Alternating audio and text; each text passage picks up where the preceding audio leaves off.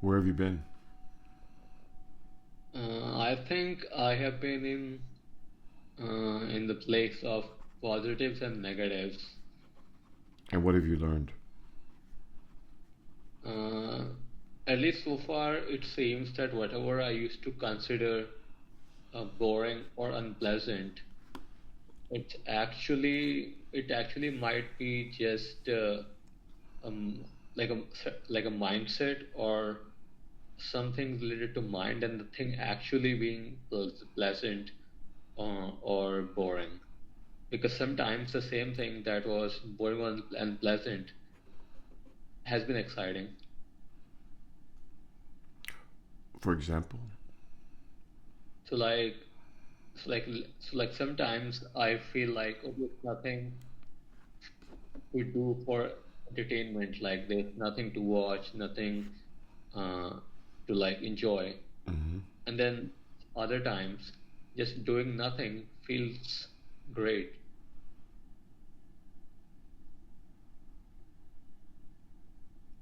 Okay. Questions? Like I have been trying to see why something is unpleasant, and is it possible to overcome that? Because I feel like things like procrastination or like like not doing things, I do that a lot. Like I do that sometimes because it's boring or unpleasant, and it's related to pleasure. Like it's kind of, I'm seeking pleasure most of the time. So if something is boring or something is unpleasant, I wanna get away from that. So if I can figure out a way For example? to, so like let's say I have something to do at work, which is not difficult, For but example? let's say I have to like write a document, like Okay. a Word doc, All right. and I know it's not difficult, but it just like there's a lot of resistance in the mind. It feels like unpleasant or like icky to do that, and then I postpone it until I have to do it, and then I do it. But if it was not unpleasant from the start, then procrastination will not even happen, because by nature I don't feel like I'm lazy as Would such. you do what this thing at work? Would you do it if they weren't paying you? I mean, they are paying me. Yeah. So that's the whole Yeah. deal. The deal is your Mm-hmm. time, your attention, your labor, their money. Mm-hmm. It's an exchange. Mm-hmm.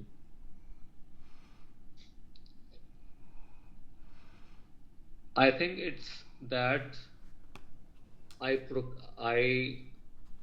I wanna push it out. Like I know I have to do it. I will do it. It just because of the unpleasantness, I wanna push it out as farther out as I can. Lawyers, I've noticed when I was a forensic expert, I noticed that lawyers do this quite a bit. They wait till the end, so then they have the pressure, the time pressure beating over them. And they know that if they don't do it by a certain, by a certain hour or some a day, that the judge will be all over them. And so it's a strategy to motivate with fear.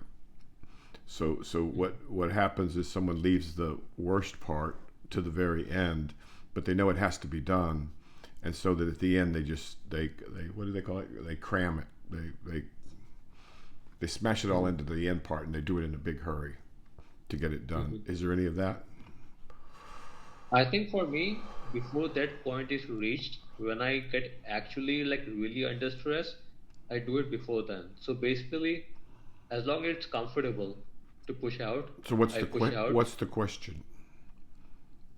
So the question is to basically figure out why something is unpleasant in one situation but not in the other situation.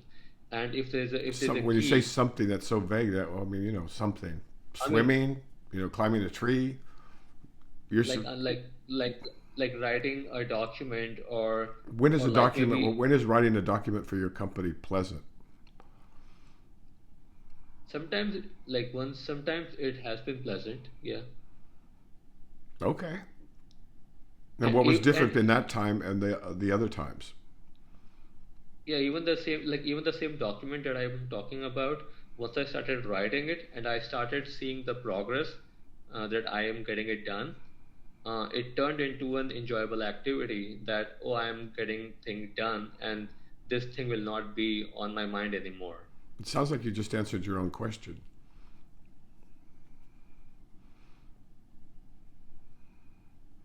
I mean, we could go into all kinds of hypotheticals about your mood state, your affective approach, engagement, your, how things are going in the rest of your life, anticipation of reward, anticipation of a future without that task in it.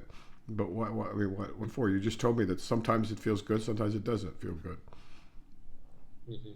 What's the question? Yeah, the question was, is there a way to not have it unpleasant in the first place, with a tweak of mind, or with a tweak of mindset, or Well, I tell you what. First, to do the experiment, we're going to have to set up a situation where you do it without getting paid, hmm. because you don't get So paid twice in this world. that is like going to the gym. That can be Okay. example. Well, going to the gym, is that pleasant or unpleasant? So And so, what if it's it's unpleasant? You do it anyway, right? it's unpleasant when I don't see the result, but when I see the result, then it's not unpleasant. Well, then you just answered your own question. Next question. I mean, you just answered it. Mm-hmm. And also, Okay. I'm not a coach for, I'm not an employee coach or an IAP or whatever. You go to work, you do things that people wouldn't do unless they got paid. You're getting paid. If you want to whistle while you Mm-hmm. work, you need to be in a good state of mind. That's all. Mm-hmm. I Okay. mean, I have no Okay. idea what they're asking you to do. I have no idea how tedious it is, whether it could be done by a dog or an AI or a mule. I have no idea what they're asking you to do. So it's all hypotheticals. And it Mm-hmm. seems like a peripheral issue anyway. Mm-hmm. Got it. Okay. Yeah. I mean, let's use digging a ditch. See, that's nice and simple. Now, you could be Mm-hmm. miserable digging a ditch, or you can whistle while you work. Mm-hmm. Now, the difference of those two is your mood and your the way you look at it and your point of view and whether you're looking forward to getting it over. You can sing while you work. I mean, there's all kinds of things. But without the concrete, we're just spinning in nowhere. You see what I'm saying?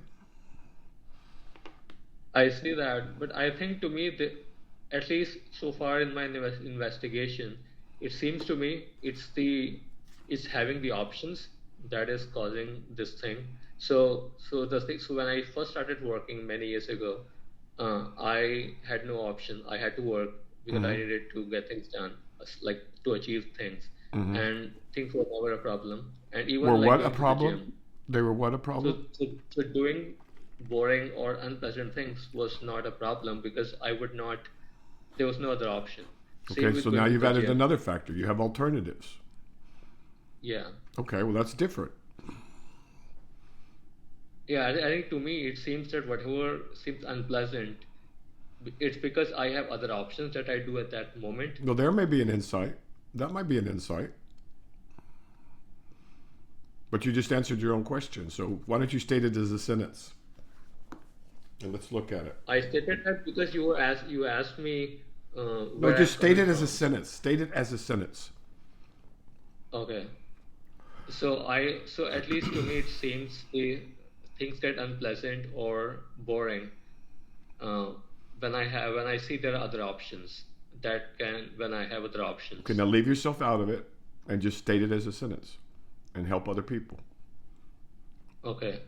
Uh, so things can seem unpleasant or boring when there are other options. Uh, Thank you. yeah.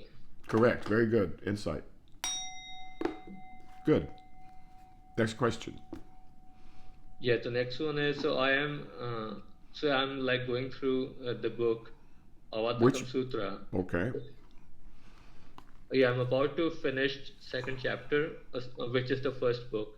And in that chapter, they mention a lot about giving offerings to like endless Buddhas or like Which infinite page are you Buddhas. on? Which page are you on?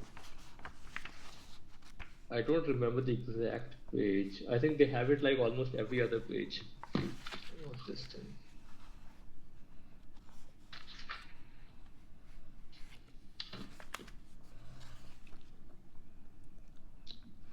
I'm going to read a little bit for It's folks. yeah, it's page 105, 105, second verse. 105, basically the last verse in the page. Observe how the Buddha in the past. All right. I'm going to read a little bit for folks.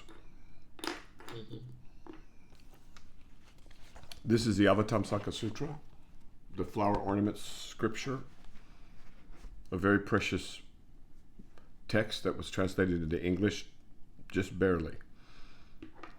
It's been in continuous use for at least 2,000 years, something like that. And it's extremely valuable to the modern mind.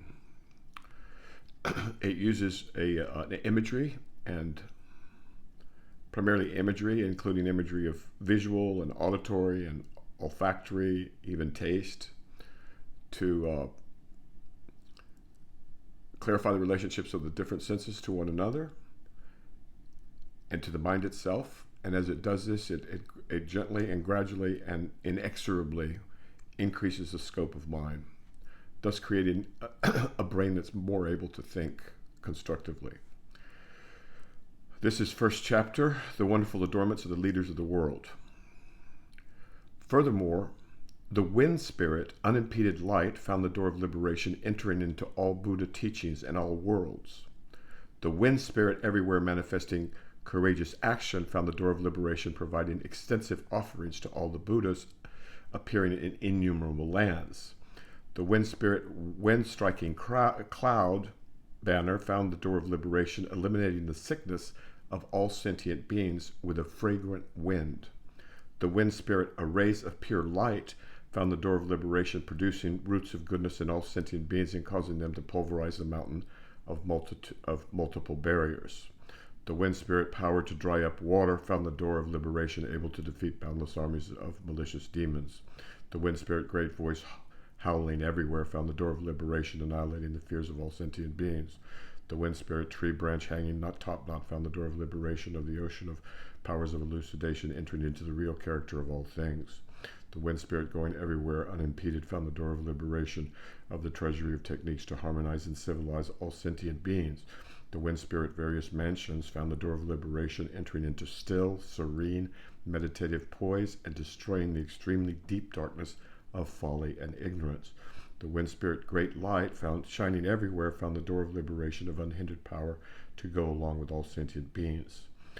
At that time, the wind spirit, unimpeded light, imbued with the power of the Buddha, looked over the wind spirits and said in verse, "The teachings of all Buddhas are most profound, with unhindered means by which all may enter, appearing always in all worlds, signless, formless, without image. Observe how the Buddhas in the past give offerings to endless Buddhas in a single instant. Such bold, enlightening practice, everywhere manifesting, can comprehend." So, the teachings of all Buddhas are most profound, with unhindered means by which all may enter, appearing always in all worlds, signless, formless, without image. All right, gorgeous. What's the question? Yeah, it's the second verse. Observe how the Buddha in the past gave offerings to endless Buddhas in a single instant. Okay, so So this is absolutely gorgeous. So this shows you how, this shows folks how how is it put? In one instant, there's all instances. In one teaching can contain all teachings, and all teachings contain each of these one teachings. And so this is a holographic text, And so what we're seeing here is like some of the most profound Buddhist teachings embedded in the first chapter. So now, okay, the teachings of all Buddhas are most profound, with unhindered means by which they may enter. Okay, the teachings of all Buddhas are most profound, with unhindered means by which all may enter. Always appearing in all worlds, or appearing always in all worlds, signless, formless, without image. Observe how the Buddha in the past gave offerings to endless Buddhas in a single instant.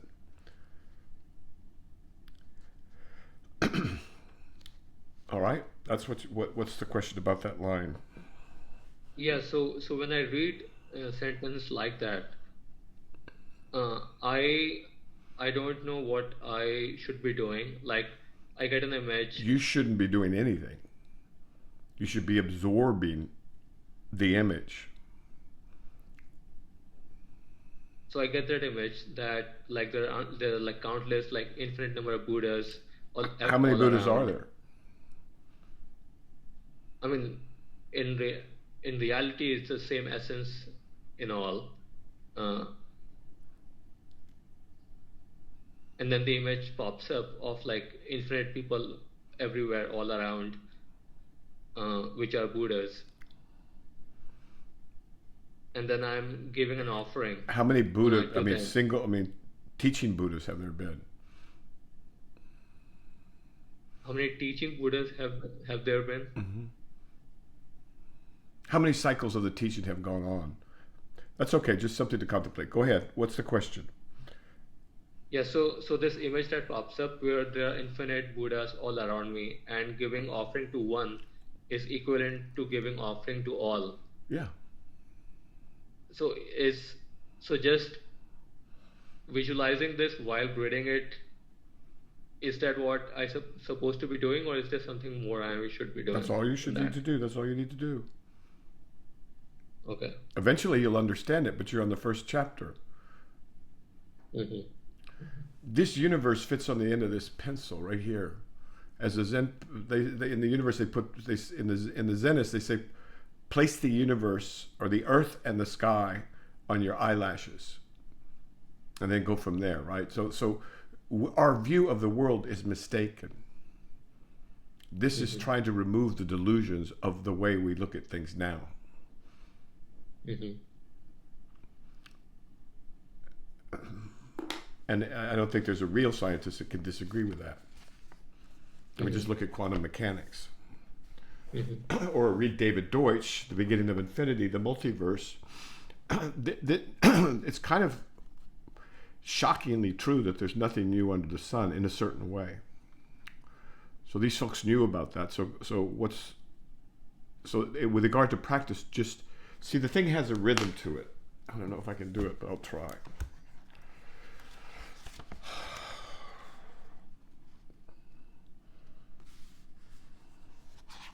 Let's try another one. Let's try the crop spirit. Now let's do a river spirit. Furthermore, the river spirit, everywhere producing swift currents, found the door of liberation, everywhere raining the boundless rain of truth. The river spirit, universally purifying springs and streams, found the door of liberation, appearing before all sentient beings and causing them to be forever free of afflictions. The river spirit, dust-free pure eye, found the door of liberation by compassion and appropriate techniques, washing away the dust of delusions from all sentient beings. The river spirit, roaring everywhere, found the door of liberation, constantly producing sounds beneficial to all sentient beings. The river spirit, rescuing sentient beings everywhere, found the door of liberation, always being non-malevolent and kind towards all sentient beings. The river spirit, heatless pure light, found the door of liberation, showing all pure and cool roots of goodness. The river spirit, universally causing joy, found the door of liberation, cultivating complete generosity, causing all sentient beings to forever give up stinginess and attachment. The river spirit, supreme banner of extensive virtue, found the door of liberation, being a field of blessings, giving joy to all. The river spirit, light shining on all worlds, found the door of liberation, able to cause all defined beings to be pure and all those poisoned with anger to become joyful. The river spirit light of oceanic virtues, found the door of liberation, able to cause all sentient beings to enter the ocean of liberation and always experience complete bliss. And so this is sutra, and Westerners are not familiar with this means of transforming minds, of growing minds, of nourishing minds, of teaching minds, of preparing minds, and then showing minds. And in this technology, which is lost, for practical purposes, there's I'm tempted to use the word magic, might as well use the word magic, but it's just incredibly sophisticated. The way creating this drone, it's like, have you ever heard Gregorian chant? Not that particular one, but I have heard chanting. Yeah. Okay, well, this is Gregorian chant, and then I'm sure there's the same thing in India too. I know there is. There's mantra. There's chanting of mantra.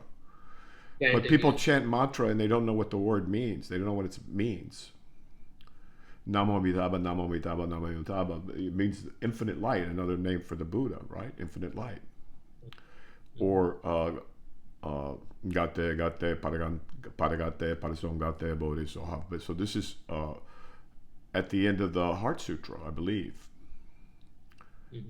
Gone, gone beyond, beyond, and then so forth, so be it, so ha, something like that.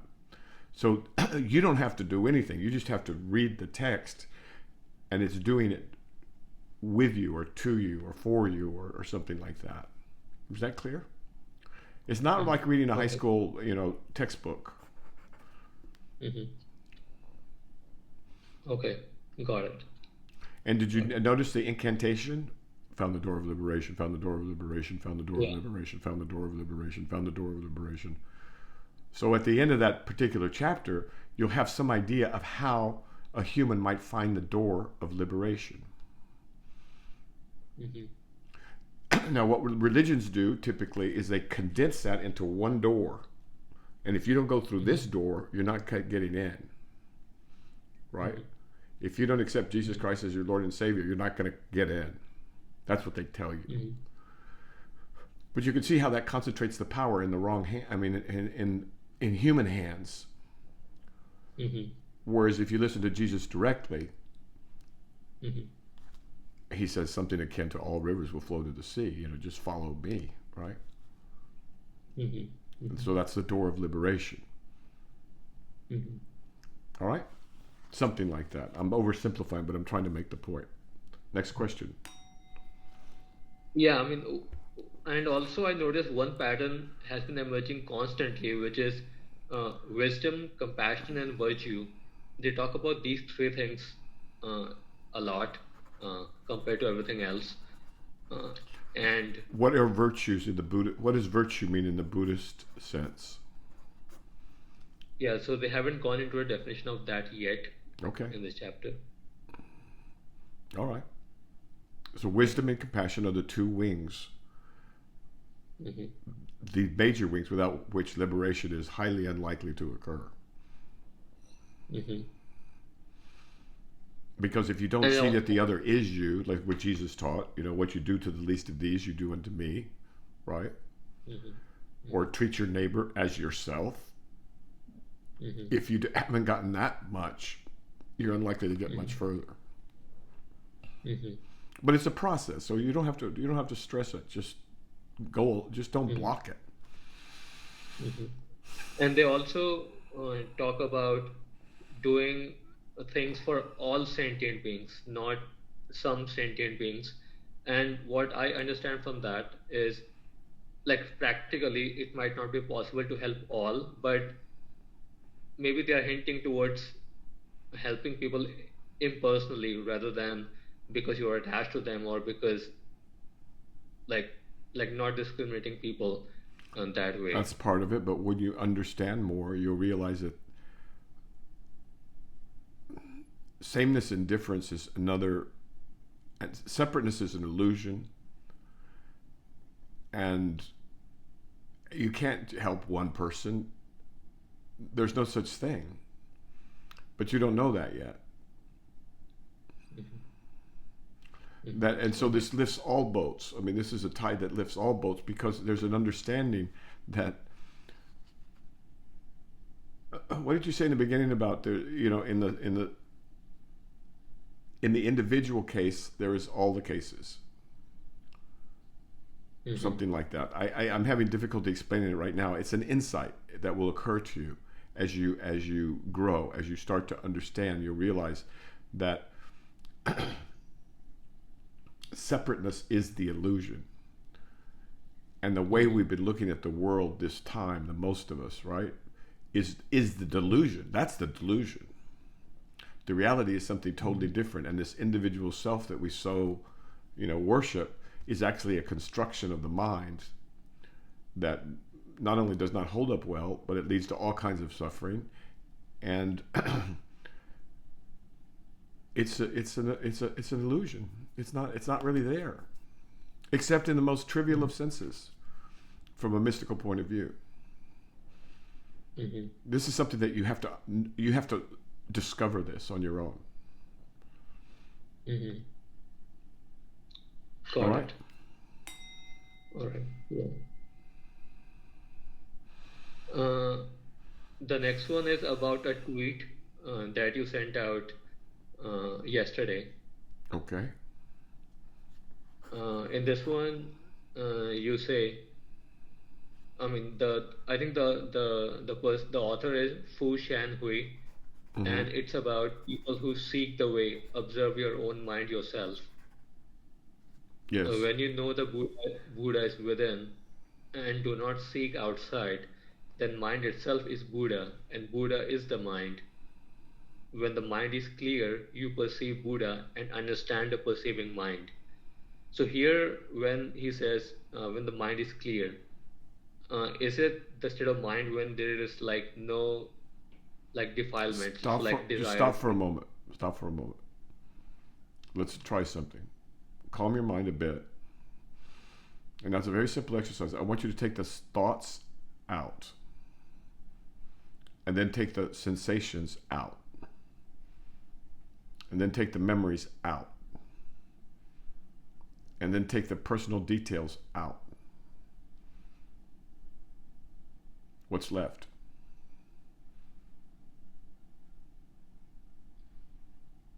Something, but with no content. This something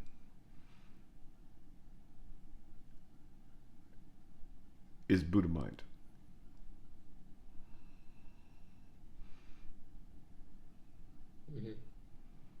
Okay. This something is the source of everything that is. This something is your true nature, in fact. And it's a luminous. Without it, there is no world.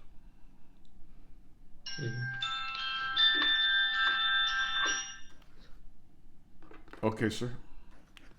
Anything before we stop? Yeah, I have one more question that I wanted to ask. Yeah, so this one is another tweet of yours. This one is from 4 days ago. This is about a leakage of things like emotional leakage of views, and verbal leakage. Okay, that something, by the way, I'm going back. You can't grab that something. Go ahead and try. Look for the boundaries of that something. Look for the past or the future of that something.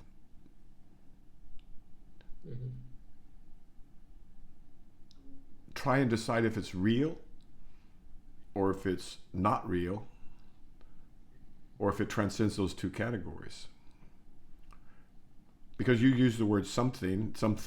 Is it a thing? Or is it not a thing? In which case, what is it? Okay? All right, next question. Yeah, the next one is about your another tweet 4 days ago. This one is about leakage of views, emotional leakage, verbal leakage, and your leakage of views. Mm-hmm. So in this one, uh, uh, so like the Is it author is leakage of uh, energy or leakage of consciousness, or what is it? so in this one Why don't you he read the whole defines it tweet? as, Read the whole tweet very clearly for folks, okay, as clearly as you can. Because if you would judge whether one going beyond is genuine or false, there are three kinds of leakage: emotional leakage, leakage of views, and verbal leakage. If there is leakage of views, the intellect does not stir from its fixed position and falls into the poisonous sea. If feelings leak, knowing always turns towards and against, and one's view is biased. Verbal leakage embodies the marvel, but loses the fundamental. The intellect confuses beginning and end. You should know these three leaks for yourself. And the author is Tung-Shan, a Blue Cliff Record. good. Blue Cliff Records, a brilliant collection of 100 Zen stories with commentary. So there's one where leakage of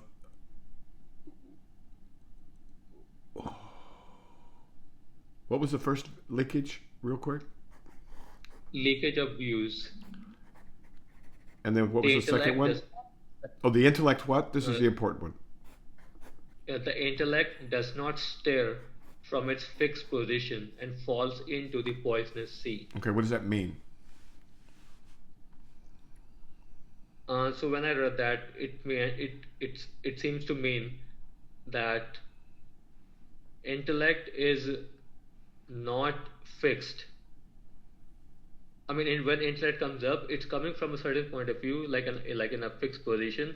But that's a thing that I need to watch out for and be more Correct. That's flexible. the poison sea. If you get into a fixed point of view, Hmm. all of this is fluid. Okay, now what's the question? Go ahead. I just want to make sure you got that part because that's important. Got it. Yeah. Next one is, if feelings leak, knowing always turns towards and against, and one's views is biased. Right? Yeah, so when I read that, it seems to mean that if I'm emotional, then I get my view is But to remember like what this text is about, go up to the very top. What does it say at the very top? it says, if you would judge whether one going beyond is genuine or false, Okay. If you then would there judge are, if one going beyond is genuine or false. Okay, go ahead. All right, got it. Now what's the next one or what's the question? yeah, the actual question is about the third one, verbal leakage, which says verbal leakage embodies the marvel, but loses the fundamental. The intellect confuses beginning and end. Right. So this one I didn't really get. Read it again slowly. Verbal leakage. Verbal leakage embodies the marvel, but loses the fundamental. The intellect The confuses minute you beginning. speak, the minute you speak, you lose it. The minute you try and formulate it into words, you've lost it. Believe me, I know. Every time you try and say something about this extraordinary circumstance and its source, you lose it. Right? Now, and it confuses the beginning and the end, right? Mhm. Let's see how it exactly worded it.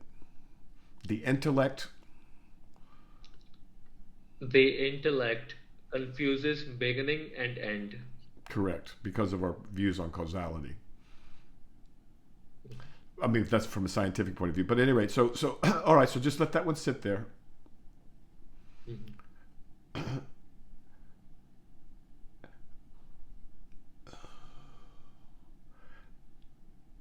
Yeah, just let that one sit there. There's a lot of different ways to look at that. It's very pregnant with possibilities but consider that as you go through your life, that you may not know the direction in which it's actually being lived. You may think you do. Mhm. You may think you understand time and understand what this deal is, but maybe you don't. Maybe. Mhm. At least with the intellect. Mhm. Now, going back to that other thing where we found the Buddha nature, the Buddha mind, does that have a beginning and end? No, it doesn't seem to have. Okay, we'll look into it. All right, good. This sounds like progress. Again, I can't underestimate the importance of this sutra to you. All right, sir? All right. Thank you. Guard your mind out there. Things are going completely nuts. Keep the faith. Take care. Thank you.